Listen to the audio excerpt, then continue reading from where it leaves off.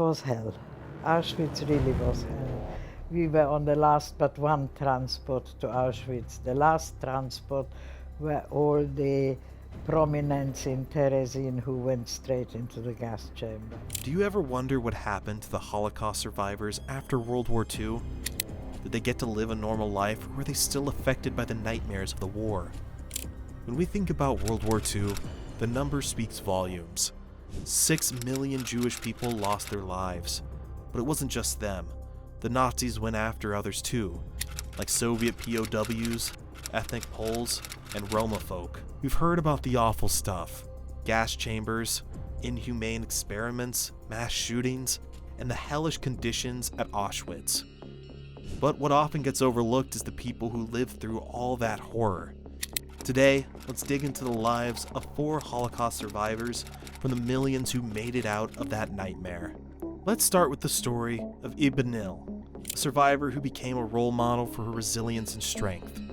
Born in 1923, Iba spoke multiple languages, and religion played a minor role in her early years.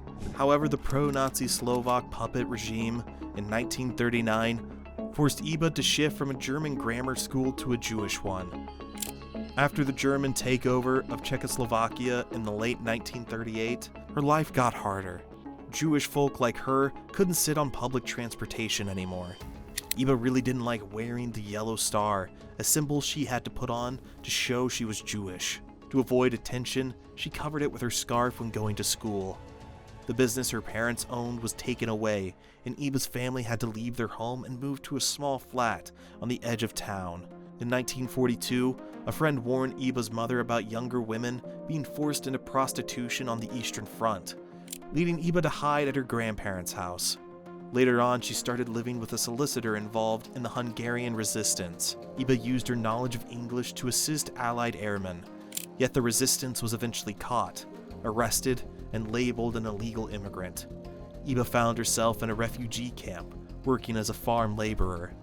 The Auschwitz chapter of Iba's life is both chilling and courageous. Shaved, showered, and given a prisoner uniform, her language skills became a survival tool.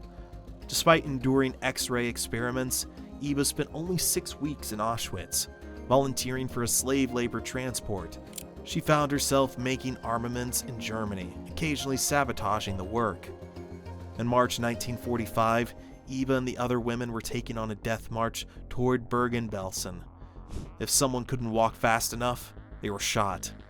Iba had a bad infection in her hip, but she survived because her friends helped carry her during the march. The American Army rescued Iba on Easter Sunday in 1945. Post-war, Iba worked as a translator and interpreter for the Allied military government. In 1946, she married British officer Bert Nil, and together they raised 4 children in England. Iba pursued various careers, earning her BA in 1973 and an MA in 2002 at the age of 79. Iba's dedication to Holocaust education earned her awards, including the British Empire Medal.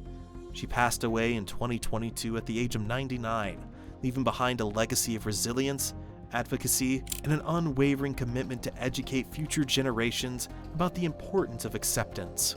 Moving on, we have another Holocaust survivor, Erich Hirsch, who, after the war, helped child survivors to rebuild their lives. He was born in 1928 into a tight-knit Polish Jewish family. He had a happy childhood with 4 siblings, enjoying things like ice skating and singing in the school choir. When World War II hit, life got tough for Erich and his family.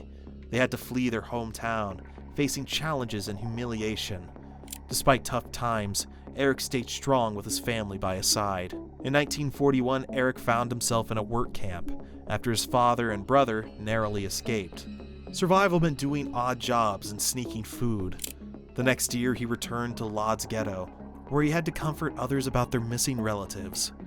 Things took a tragic turn in 1942 when Erich's family, along with many others, was forced into a church and later sent to the death camp at Chemno. Erich managed to escape and survive by living in a ghetto orphanage and working in a textile mill. In 1944, the Lodz Ghetto was shut down, and Erich, just 15, was sent to Auschwitz. The war forced him on a grueling march to Buchenwald, where he eventually was liberated by the Russian army in 1945. Post-war, Eric went to Britain as part of a program to help child survivors. There he joined the Windermere Boys in the Lake District to recover and learn English. The warmth and hospitality of Britain after the war left Eric amazed. He settled in Liverpool, learned a trade, married, and had 3 children. Eric discovered the heartbreaking loss of family during the Holocaust, but found comfort in reuniting with his sister. In 1995, he broke his silence, writing a book about his experiences. Next up is the remarkable story of Berta, who after escaping the clutches of the Nazi regime, pursued her education and became a designer. She was born in Bielsko in southern Poland in March 1927. Growing up as an only child in a lively Jewish community, Berta attended a Jewish school, played the piano, and relished performances in school concerts. As the Nazis gained support in the 1930s, anti-Semitism surged in Poland. Berta saw German businesses displaying Hitler portraits, while Jewish shops, including her family's optician business, faced boycotts. The signs of war caused the family to flee when German bombs fell on September 1st, 1939, marking the start of the German invasion of Poland. At just the age of 12, Berta and her family made the heart-wrenching decision to become refugees. Fleeing towards the east, first by train, then by horse-drawn cart, the family reached Soviet-occupied Łódź, where they spent 9 months. Pressure from the Soviet secret police led to the family being forced onto cattle wagons in Siberia. In the Gulag, Berta survived forced labor, illness, and the harsh realities of survival. The outbreak of war between Germany and the Soviet Union in 1941 brought an unsuspected turn. The Soviets, now allies with Poland, released Berta and her family. After gaining British citizenship in 1951, Berta reconnected with her Polish boyfriend Ziggy, married him in Italy, and together they forged a new life in Bradford. Ziggy became a head designer in a weaving firm, while Berta worked as a freelance translator and pursued her passion for knitting. They had 3 children. In July 2023, Berta sadly passed away, leaving behind a legacy of resilience, love, and the remarkable journey she undertook during her eventful life. Lastly, we have Eugene Black, a man who lost everyone during the war, but still became a symbol of hope for many Holocaust survivors. Eugene was born in Mukacs, Czechoslovakia in 1928.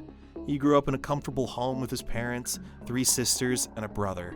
School and sports, especially football, brought joy to his early years. In 1938, the family's life took a turn when their area became part of Hungary. The real nightmare began on May 14, 1944, when Eugene, returning from school, saw his family loaded onto a lorry. Separated from his loved ones, Eugene found himself in a cattle wagon bound for Auschwitz. Arriving as part of the first Hungarian transport, Eugene faced the harsh reality of camp life. Separated from his family, shaved, showered, and assigned a prisoner number, he was sent to Mittelbau Dora, where he endured grueling slave labor. The harsh conditions and starvation became Eugene's daily struggle for 5 long months. As the war neared its end, Eugene and fellow inmates were taken to Bergen-Belsen, a place he described as a hellhole. Typhus took its toll, and Eugene, once a fit 16-year-old, was reduced to barely 30 kilograms. Liberated by the British Army on April 15, 1945, Eugene faced the stark reality of losing his entire family.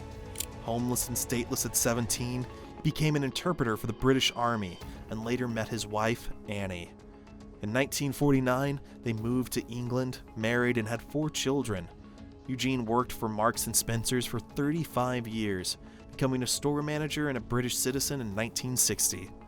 Passionate about educating young people about the Holocaust, Eugene tirelessly spread a message of love, tolerance, and hope. And with that, we come to the end of today's video. If you found this video interesting, please like and subscribe to our channel for more fascinating World War II history. Thank you for watching.